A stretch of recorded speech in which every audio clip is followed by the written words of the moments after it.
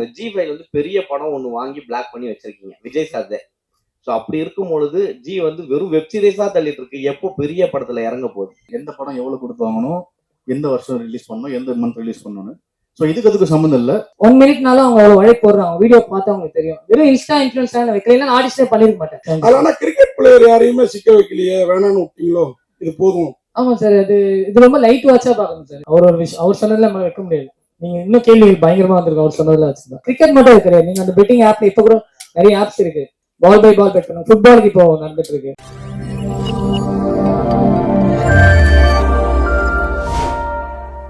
நீங்க அழுத்தமா சொல்லாம விட்டுட்டீங்க, அது தவறு அப்படிங்கிறத.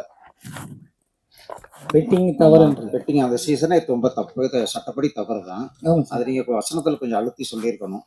இது தப்பான செயல், தவறா செயல், வேற வழி இல்லாம நாங்க இதுல இறங்கியிருக்கோம் அப்படின்ற மாதிரி நீங்க சொல்லாம விட்டுட்டீங்க. Correct sir. அதுதான் அவங்க கொஸ்டின் கேட்பாங்க சார், இந்த பெட்டிங் நம்ம பண்ணுமானும் போது இவங்களுக்கு அந்த அளவுக்கு நாலேஜ் இல்லை. அந்த வார்டன் கேரக்டர் வந்து சொல்லுவாங்க, நீங்க வந்து பெட்டிங்லாம் பண்ணல, நீங்க உங்க நாலேஜை ஷேர் பண்ணிக்கிறீங்க. கிரிக்கெட் நாலேஜ் உங்களுக்கு தெரிஞ்சதா ஒருத்தன் யூஸ் பண்ணிக்கலாம். இந்த பசங்களோட அறிவு அவ்வளவுதான். அது பெட்டிங் தப்புன்றது அவங்களோட அறிவு அவ்வளவுதான். ஸோ அவங்க மூலியமா இது தெரிஞ்சிருக்கும். தப்புன்னு தெரியாம பண்றாங்கன்றதுதான் உங்களோட ஐடியா. அது போதுமானதா இல்லை அப்படிங்கிறது என்னுடைய கருத்து. புரியுது சார். இந்த எழுதுனவர் இதை எப்படி டீட்டெயில் கலெக்ட் பண்ண ரொம்ப உள்ள இறங்கி செஞ்சிருக்கிறோம். அதுதான் சொன்னேன். நவீனும் ஷியாம் சாரும் வந்து நவீன் வந்து அவர் லைஃப்ல பார்த்த ரியல் இன்சிடென்ட்ஸ் அதெல்லாம் ஹெல்ப் பண்ணாரு. அப்புறம் சிங்கா சார் வந்து எனக்கு ஒருத்தர் ரெஃபர் பண்ணாரு. நாங்க போய் அவர்கிட்ட போய் ரிசர்ச் பண்ணோம். செயல்னாலும் டீட்டெயிலா ஒர்க்கிங் பாராட்டுக்குரியது. Thank you sir. அது நான் அடுத்த ப்ராஜெக்ட்ல இன்னும் தவறு திருத்திக்கிறேன்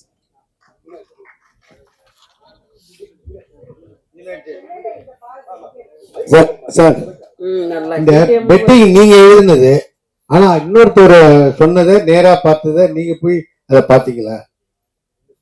அந்த காட்சி அமைப்பெல்லாம் அவர் சொன்னதுன்னு சொன்னீங்க. என்ன சார் கேக்குறீங்க? அந்த பெட்டிங் அந்த ஆமா சார், அதை வந்து நீங்க நேரா போய் பாத்திருக்கீங்களா? சகோதரப்பட்டல ஃபிக்ஷன் தான் சார். அது நம்ம சரி வழியா கேட்டதை இந்த சினிமான்னு வரும்போது நம்ம கொஞ்சம் லேயர்ஸ் ஆட் பண்ணுவோம் சார். அந்த நம்ம அப்படியே 100% பண்ணா இல்லை சார். ஏன்னா யாருமே பார்க்கல, எல்லாம் தெரியல. இது கொஞ்சம் ஃபிக்ஷன் தான் சார். சார் இந்த பெட்டிங் சொன்னீங்களா? ஆமா சார். எவ்வளவு ரூபாயிலேருந்து எவ்வளவு வரைக்கும் நடத்துது? அது வந்து போலீஸ் மற்றவங்களுக்கு தெரியுமா தெரியாதா? நீங்க எப்படி ரிசர்ச் பண்ணிருப்பீங்க? ஹையஸ்ட் எவ்வளவு நடக்குது? மெயினா ஐபிஎல் நடக்குதா, மற்றது நடக்குதா? அது கொஞ்சம் டீட்டெயிலா சொல்லுங்க சார். அதான் சார், இது நாங்க பண்ணது கம்ப்ளீட் ஃபிக்ஷன் சார். ஸோ என்னன்றதே எங்களுக்கு தெரியும். பட் நான் கேள்விப்பட்டது இப்போ நியூஸ்ல பாக்குறது இப்போ நான் எனக்கு தெரிஞ்சவங்களும் விளையாடுவாங்க. கிரிக்கெட் மட்டும் இருக்கிறது நீங்க அந்த பெட்டிங் ஆப்ல இப்ப கூட நிறைய ஆப்ஸ் இருக்கு. பால் பை பால் பெட் பண்ணுங்க. ஃபுட்பாலுக்கு இப்போ நடந்துட்டு இருக்கு. ஸோ நான் ஒருத்தங்கிட்ட கேட்கும்போது வெறும் கிரிக்கெட் பேச்சு தான் அவங்களோட இதுல. ஐபிஎல் அப்போ பெட்டிங் விளையாடுறவங்க கூட வருவாங்க. இந்த பெட்டிங் குரூப் எல்லாமே விளையாடுறவங்க. ஐபிஎல் ரொம்ப எக்ஸ்ட்ரா ஆகுது. இப்போ சில ஆப்ஸ்ல இருக்கு, இப்போ அதெல்லாம் பேன் பண்ணிட்டாங்க. அப்போ வந்து நம்மள மாதிரி சாமானிய மக்களுமே இதை பண்ணுவாங்க. ஃபார் எக்ஸாம்பிள், இப்போ நம்ம ஒரு பிளேயர் மேல கட்டிட்டு நம்ம இந்தியன் பிளேயர் மேல கட்டிட்டாலுமே நம்ம காசு கட்டணும், தோக்கணும்னு நினைப்போம். ஸோ அந்த காசுன்னு வரும்போது அந்த ஃபேண்டம் போயிடும்.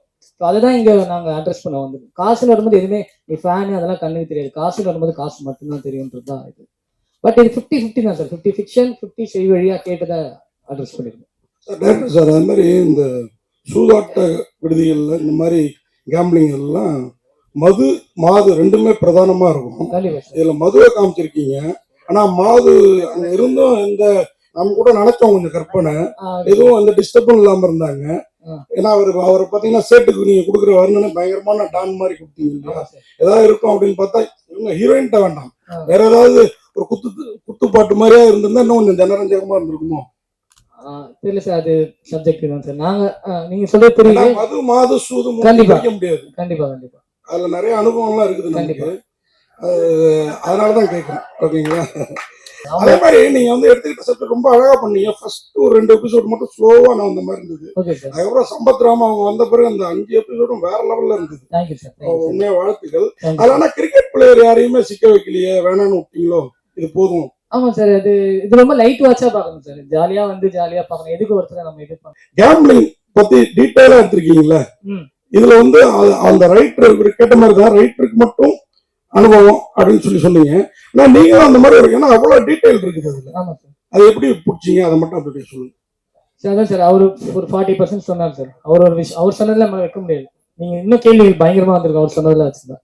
ஸோ எதுக்கு ஆடியன்ஸ்க்கு எவ்வளவு தேவைன்றது நாங்க ஃபில்டர் பண்ணோம். நான் ஒன்று எழுதிட்டு வருவேன், ஷாம் சார் சொல்லுவார் இது இவ்வளவு போதும், இங்கே இது பண்ணணும். இப்போ இந்த நான் ஜென்ரலா நான் கேட்டது எதுனா, நானும் விளையாடி இருக்கேன். நான் இது விளையாடி இருக்கேன்னா சில ஆப் இருக்குல்ல சார், 10 ரூபா போட்டாலே நம்ம அது பேர் இப்போ பேன் பண்ணிட்டாங்க, அதனால சொல்லல. ஸோ அந்த ஆப்ல நான் விளையாடும் போது நான் வந்து ஒரு பயங்கர கிரிக்கெட் ஃபேன், சின்ன வயசுல இருந்து பாக்குறேன். ஆனா நானுமே காசு கட்டினதுனால அவன் தோக்கணும்னு நினைக்கிறேன். ஸோ அது எல்லாரும் சாமானிய மக்கள் கிரிக்கெட் தெரியாதவங்க கூட விளையாடுறாங்க. ஸோ காசு தான் இந்த ஒரு ஸ்போர்ட்ஸ் இது பண்ணணும் போது தான் அதுல கேட்டது. அப்புறம் இவங்க சொன்னது, நியூஸ்ல கேட்டது, ஜென்ரலா ஐபிஎல் வரும்போது வர அந்த பெட்டிங் இது.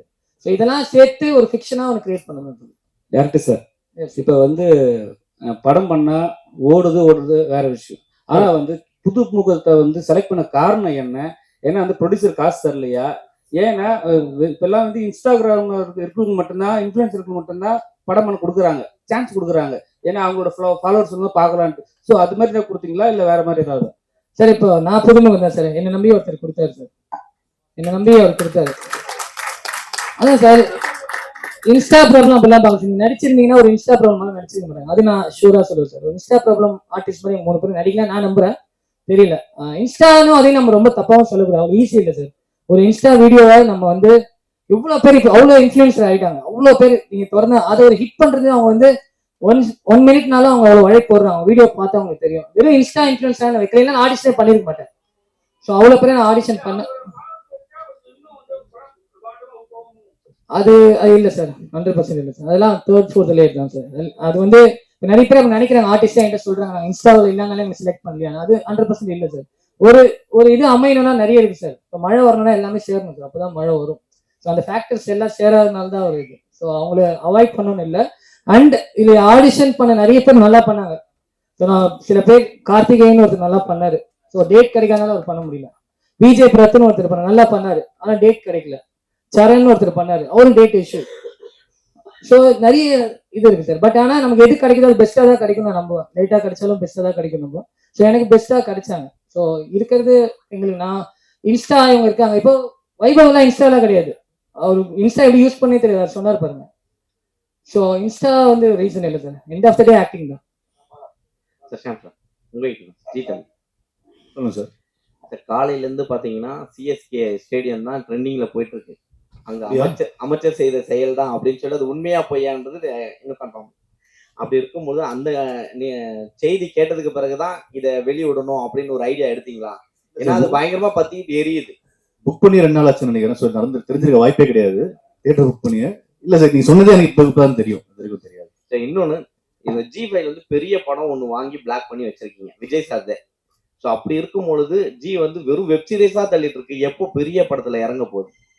இல்ல சார், ஜீன்றது பல விஷயங்களை பண்ற கம்பெனி. படங்களும் பண்றோம், வெப் சீரிஸ் தனியா பண்றோம், நான் ஃபிக்ஷன் ஷோஸும் பண்றோம், வெரைட்டியா பண்றோம். நான் வெப் சீரிஸ் பண்றதுக்காக நான் நியமிக்கப்பட்டிருக்கேன். ஸோ படங்கள்ன்றது அது தனி டிவிஷன் இருக்கு, அவங்களுக்கு ஒரு ஸ்ட்ராட்டஜி இருக்கு. எந்த படம் எவ்வளவு கொடுத்து வாங்கணும், எந்த வருஷம் ரிலீஸ் பண்ணணும், எந்த மந்த் ரிலீஸ் பண்ணணும். ஸோ அதுக்கு சம்மந்தம் இல்லை. ஐ திங்க் படங்கள்ல நல்ல கேம்ல தான் இறங்கியிருக்காங்க.